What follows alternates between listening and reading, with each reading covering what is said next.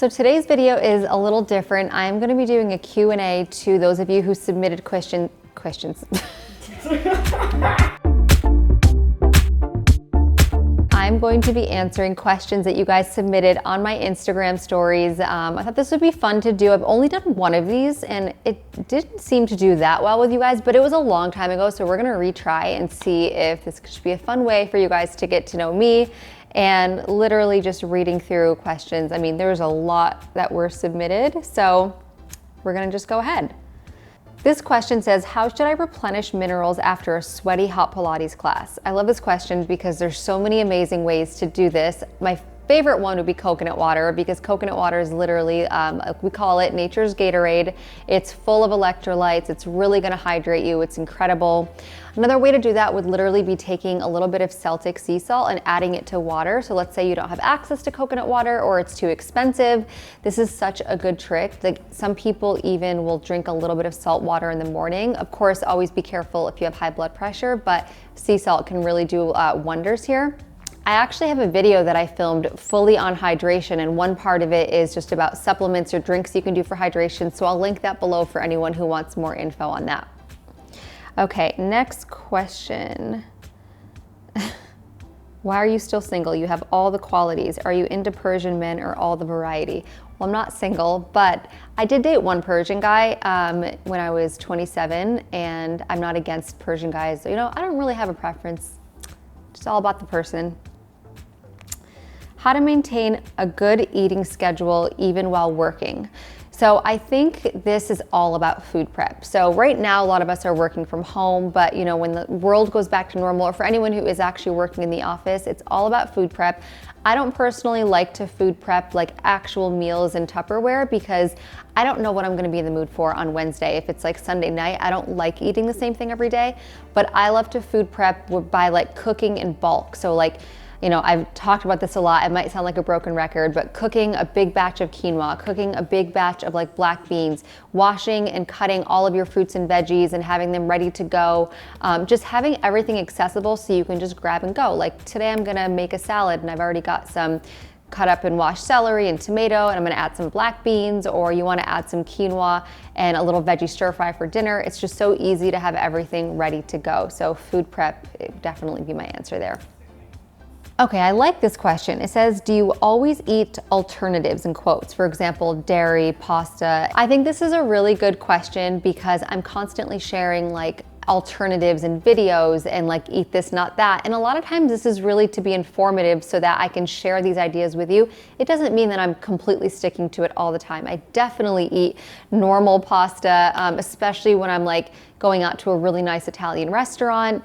You know, I definitely have my cravings and I'm not like super rigid, but I will say that my normal is those alternatives. So I think that when you learn to find alternatives that are just better for your health, it's really not about the carbs. I mean, lentil pasta is high in carbs. Like, it's not really, that's not where the comparison is here. It's more like not consuming white flour that's gonna like spike my blood sugar, and you know, eating refined grains or carbohydrates. I prefer to eat those healthier alternatives and I don't mind it. So yes, most of the time, yes, I don't really keep white flour pasta in my house, but I'm definitely not opposed to eating it when I go out, and I don't make it a huge deal, you know, if I'm traveling, if I'm going out, if I'm going to a friend's for dinner. So I hope that answers your question.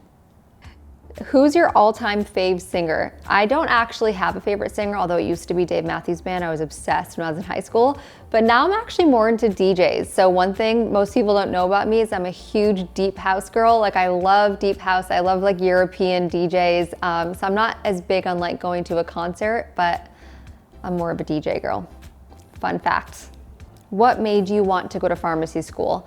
That's really easy, my parents, because I didn't know what else I wanted to do with my life, but I did know that I wanted to do something in medicine because, you know, growing up Persian, it's very, very like culturally influenced, where you either become a doctor, lawyer, or engineer.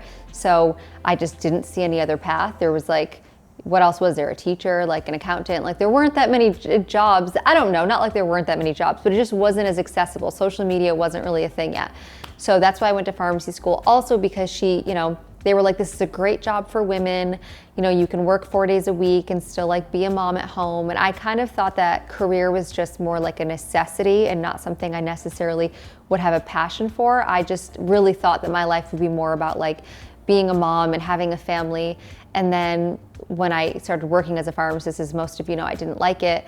And now that I found this career path, I realize how much passion you can have even when you don't realize it. So even if you think like you don't really want to work, you might just not have found what you really like doing. But yes, that was the main inspo behind going to pharmacy school, so that I could have a good job to be a good mom and just like a good salary when I graduate college. This question is really good. It says, your collarbone is awesome. Which exercise do you do for your collarbone? I've never done a collarbone exercise. I don't think you can do a collarbone exercise. I didn't know that they were that special, but thank you. These are my collarbones. You know, it's funny because sometimes people have been like, your collarbones stick out, like you don't eat. So it just kind of goes to show you, you can't take comments too seriously. You know, like one person will love something and one person will hate it. You just need to do you. Thoughts on intermittent fasting? I have great videos on intermittent fasting. I will link them below with my thoughts and the kind of intermittent fasting I personally like. Next question. I know you eat super healthy, but what do you eat when you feel like indulging? So I'd say my number one, actually I'd probably have top three. Number one's French fries, 100%. Like anytime I smell a French fry, I'm in trouble because I just love them. They're so good. Second might be like huge bowls of cereal. Like I love cereal, which I know like doesn't seem like an indulging thing, but when you're having like sugary cereal and like bowls like this big, which is like what I've been known to do, that would probably be my like indulging. I do love pizza, even though it's vegan pizza, like I still can crush like a pretty good sized pizza. There's one really good place in New York City. It's called Blossom, the one Blossom on Columbus. And they have this insane like white truffle oil, like mushroom pizza. And it is so good, so good. And you can also do gluten-free crust. So I'll do that too. It's funny, as I was saying these answers, I was like, wow, I didn't even think about like sweets. Like I like chocolate and I like, you know, I like vegan ice cream and but it's not like that's what I crave all the time. Like when I like really want to like go to town and just veg out, it's always more of like the savory, salty. Oh, might as well just give one more shout out to this place in LA that I absolutely love. It's called Boulan, but they now changed the name to Raum Meter, which I'll pop up here. But they have these vegan hot wings that are insane. So every time I go back to LA, I make sure to order those. If anyone knows of any good vegan hot wings in New York, let me know, because I've tried a few and nothing is the same, and they are really good.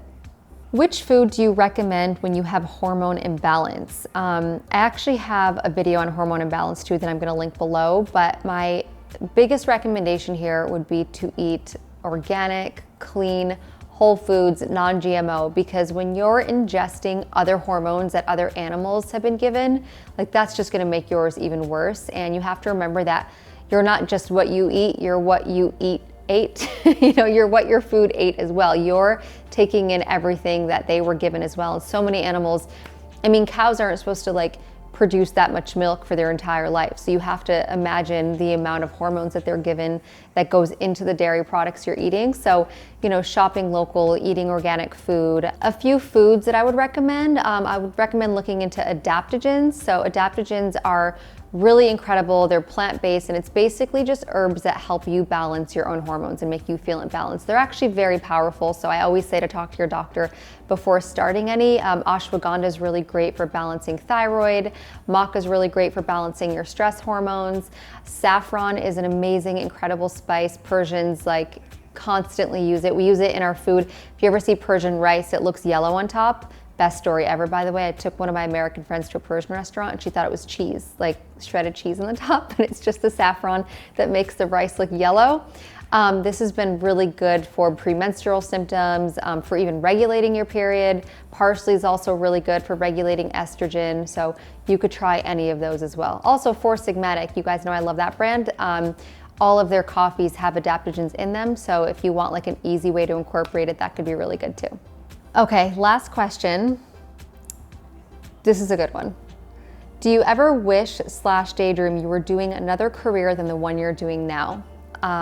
Definitely years ago, I had daydreams about kind of doing what I'm doing now, but I love what I do, but I'd say that I definitely want to be in television and work more in television. So I'm just gonna throw that into the universe right now and say that at some point I will be on TV, either with my own kind of wellness show, maybe it's some kind of wellness makeover show, maybe it's more so just hosting a show based around health and wellness and lifestyle, but that's definitely one of my biggest TV goals. So if I'm ever daydreaming about something, that would be it. Okay, this video was a little bit different and fun. I hope that made you, helped you learn a little more about me and got a little more personal. If you guys have any other questions or you like this style video, go to my Instagram and leave some questions. You can DM me or leave it in the comments and maybe we'll do a part 2 of this.